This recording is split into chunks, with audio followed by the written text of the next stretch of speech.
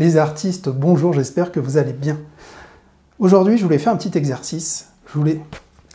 Les artistes, bonjour, j'espère que vous allez bien. Aujourd'hui, on va imaginer que je remonte un peu dans le temps, un peu plus de 10 ans en arrière, quand j'ai commencé la peinture acrylique. Et on va voir le mois d'aujourd'hui, quels conseils je pourrais me donner au moi qui débute la peinture pour éviter de faire plein de bêtises. Quels sont les conseils que je trouve qui seraient importants que je puisse me donner maintenant avec le recul que j'ai. Avant de commencer, je suis très content de vous présenter mes deux dernières toiles. Si vous m'avez suivi sur les réseaux, je peins beaucoup en ce moment, frénétiquement, du matin au soir, de 8h à 18-19h. Donc j'ai fait ce tableau, j'en suis très fier. Des nouvelles pistes que j'explore. Vous pouvez le voir, différent de ce que je peux faire d'habitude. C'est ça qui est magique avec l'abstrait. Et que j'ai décliné sur un grand format, qui à mes yeux, qui n'est pas encore fini. Mais voilà, il y a beaucoup de travail sur ces pièces. J'espère que vous aimerez, j'ai hâte d'avoir vos retours en commentaire. Je vous le redis, si ces tableaux vous intéressent, que ce soit celui-ci, ou voir les plus de 100 tableaux qui sont disponibles, je vous invite à cliquer sur le lien en description. Voilà. Ceci étant dit, allons-y. Je pense que la première chose que je conseillerais au moi qui commence la peinture il y a plus de 10 ans, et ça va peut-être vous surprendre, mais c'est d'apprendre à connaître ton matériel. Connaître son matériel, alors à chaque fois je vous dis, il faut expérimenter, prendre tout ce qu'on a sur la main pour peindre, ok. Mais avant ça, c'est quand même important de comprendre au minima comment fonctionne le matériel. C'est-à-dire comment fonctionne tel et tel pinceau. Par exemple, des pinceaux fins qui sont faits pour signer, des pinceaux ébouriffés pour estomper, pour tirer la peinture. Le problème au début, c'est qu'on a tendance à mal utiliser ce matériel-là. Donc je conseillerais de faire une petite mise au point sur au moins l'apprentissage des pinceaux, c'est vraiment la première chose que je me conseillerais. Après, pour la peinture, c'est intéressant d'apprendre les couleurs, mais au début, je trouve qu'il est intéressant de prendre n'importe quelle peinture acrylique d'entrée de gamme et de faire des petits mélanges, de regarder comment réagissent les teintes les unes avec les autres, parce qu'au début, vous allez gaspiller de la peinture, c'est pas évident. Donc, et donc là-dessus, à l'époque, je pense que j'ai bien fait, il n'y a pas de souci. J'ai tout mélangé, j'ai fait tout et n'importe quoi. Peut-être mélanger un peu trop de peinture les unes avec les autres, ce qui fait qu'au bout d'un moment, on a un petit mélange grisâtre. Mais en y allant doucement, mélanger une teinte avec une autre teinte et voir ce qui se passe, c'est le meilleur moyen, je pense, d'apprendre les couleurs et les harmonies de couleurs. Deuxième conseil que je me donnerais, c'est prends ton temps. Prends ton temps quand tu fais un tableau. On est souvent au début impatient, on va à tout prix faire un chef-d'œuvre tout de suite, donc on va commencer à créer une peinture assez vite, généralement, bizarrement, on n'attend pas le couche par couche parce qu'on n'a pas cette capacité à prendre du recul, à anticiper ce qu'on va faire. Donc on y va, on se jette intuitivement, un peu comme quand on fait de l'abstraction lyrique, hein. On jette de la peinture, on mélange, on regarde ce qui se passe, et puis ça plaît pas, et puis on se dit « Ah non, c'est raté, je repeins en blanc, ou je remets du gesso ». Et ça, c'est dommage. Prenez du temps, analysez ce qui se passe, prenez du recul. Comprenez que l'acrylique, c'est du couche par couche. Un tableau ne se fait pas en un quart d'heure, en une demi-heure, plusieurs heures, plusieurs journées. C'est de la réflexion. C'est peut-être le conseil que je me donnerais. De ne pas tout de suite dire « Ah non, c'est raté », de gratter, de faire des choses, de regarder, de faire le tour. Et petit à petit, c'est comme ça qu'on avance vraiment par la pratique et qu'on ne fait pas du surplace à chaque fois en se victimisant, en disant « Ah, c'est raté, je ne sais pas peindre ». Voilà, vous voyez ce que je veux dire.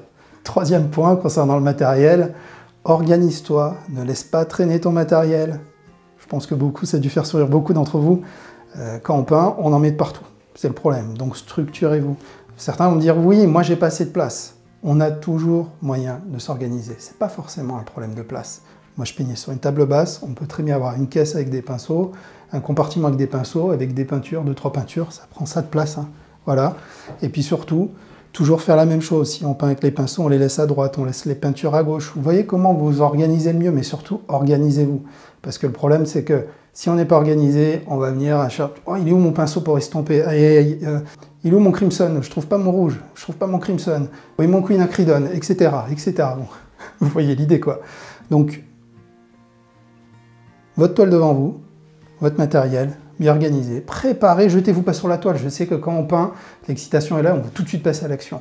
Plus vous organisez, plus vous évitez les drames. Voilà, donc c'est ce que je me conseillerais parce qu'effectivement, au début, c'est assez chaotique. Autre conseil, n'aie pas peur du matériel et du manque de place. J'étais dans un petit appartement, moins de 30 mètres carrés, effectivement je peignais dans mon salon. J'avais peur de stocker, donc par conséquent, j'avais peur de peindre sur la toile. Ce qui est triste, ce qui est dommage, c'est que dans ma tête, déjà, je me conditionnais à ne pas avancer, en disant « Oh ben, je vais essayer sur du papier, non ». La toile, c'est pas pour moi. Mon Dieu, je vais pas peindre sur quelque chose avec un châssis en bois qui est lourd, avec une toile qui a un certain coût. C'est pas pour moi. Il faut enlever cette frustration et se concentrer d'abord sur la création et après sur la façon dont va être stockée la toile. Ça évite de créer des freins créatifs parce que la créativité, elle peut être très restreinte, très tassée. Et c'est bien justement d'avoir conscience de ça pour lui donner tout son potentiel, place à tout son potentiel. Il y aura toujours des solutions pour stocker votre matériel, croyez-moi. Si vous avez trop de toiles, on peut très bien recommencer, on peut mettre du gesso, vous pouvez les offrir, vous pouvez les donner, vous pouvez éventuellement les vendre si au bout d'un moment vous sentez qu'il y a une aptitude ou une capacité pour vous à les vendre. Il faut réfléchir, s'organiser, mais jamais se victimiser en disant « ah, moi je peux pas, moi non, moi ça c'est la pire des choses hein. ». Et malheureusement, on est souvent comme ça à se trouver des excuses pour abandonner notre passion. Et j'en connais combien qui ont commencé la peinture et qui, quelques semaines, mois ou années après, arrêtent. C'est vraiment dommage. Autre conseil, ne sois pas jaloux des autres. Ne sois pas jaloux des autres. On a trop tendance à se comparer. Ça, faut arrêter. Les comparaisons d'artistes, chaque artiste a son identité, chaque artiste est différent. Donc on ne va pas commencer à se comparer et encore moins être jaloux. C'est complètement stupide de jaloux.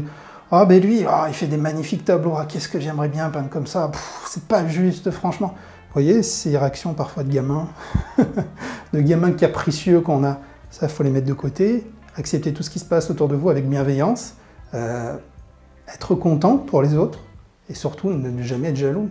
Chacun fait son truc et voilà, c'est aussi simple que ça. Autre conseil que je me donnerais, aïe, celui-là, ne sois pas impatient. Arrête d'être impatient. Combien de fois je me disais, ah, j'ai vu un tableau, je l'adore, j'aimerais tellement pouvoir arriver à faire ça, Voilà. Ce problème d'impatience, ce qu'on ne comprend pas, et c'est très récurrent, une fois de plus, c'est pour ça que je vous en parle, et c'est que beaucoup voient un tableau, se disent, ah, ça n'a pas l'air compliqué, tiens, je vais m'y mettre. Cette impression, cette fausse idée de penser que les choses sont faciles. Qu'un artiste qui a peut-être peint pendant 10, 15, 20, 30 ans, on va voir un de ces tableaux, on va se dire « ah, ça n'a pas l'air compliqué, il y a un peu de peinture là, il y a un peu de... je vais essayer ». Bien sûr qu'on se frustre, il faut du temps pour se trouver.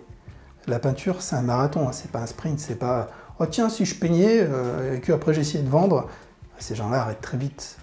C'est au fond de vous une passion.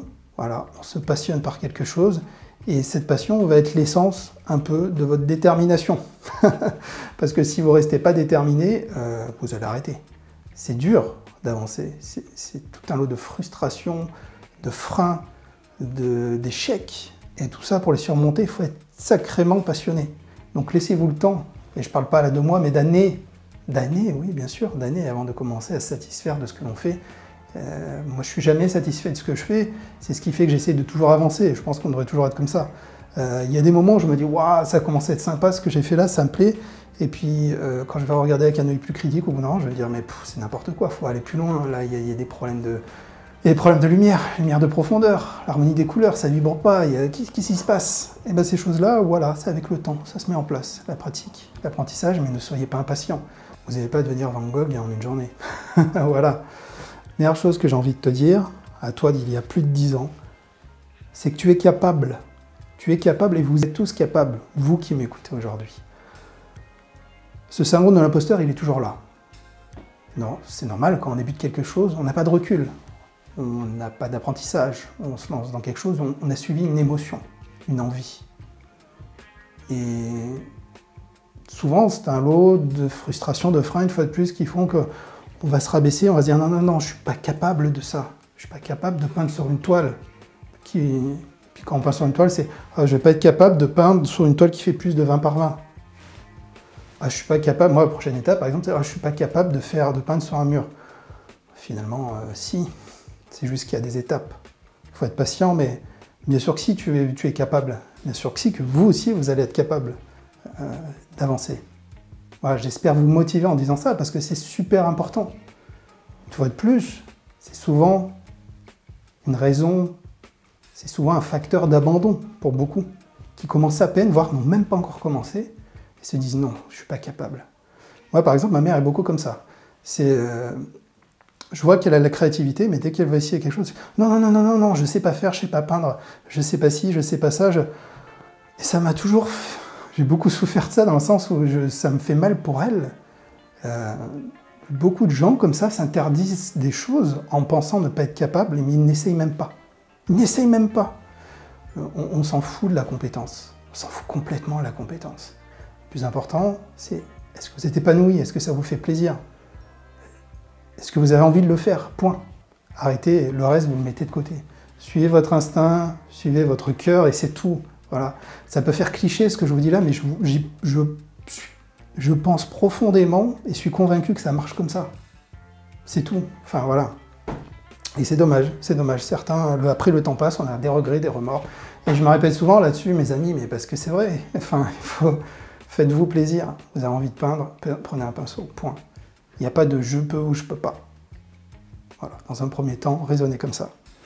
Voilà, il y aurait sûrement eu d'autres points, mais je n'ai pas voulu les mettre ici parce que la vidéo a été beaucoup trop longue, et puis il y a peut-être des choses qui sont encore plus personnelles, mais là, les points que je vous ai cités aujourd'hui, c'est vraiment des choses qui m'ont fait souffrir au début, ou c'est vraiment des choses que, avec le recul, je me dirais pour corriger les choses. Et je suis persuadé que ça vous a parlé à certains d'entre vous, pas tous, mais pour ceux qui ont le même tempérament que moi, ça a dû, je pense, leur parler. Voilà. Bon, moi je vais retourner sur ce tableau. Regardez, 80 par 80, hein, c'est pas mal quand même la taille. Mais encore beaucoup à faire. Un jour, je regarderai ce tableau et je me dirai, mais qu'est-ce que c'est que cette croûte? Et j'avancerai, j'avancerai, j'avancerai. Voilà. Après, qu'est-ce qu'il y a eu d'autre? Je peux vous montrer rapidement. Où est-il passé? Il y en a eu pas mal. Il y a eu celui-là. Oh, celui-là, j'en suis pas très fier, je vous le montre pas plus. Il y a des choses, quand je regarde, qui me plaisent plus. Voilà. Et celui-ci, monochrome.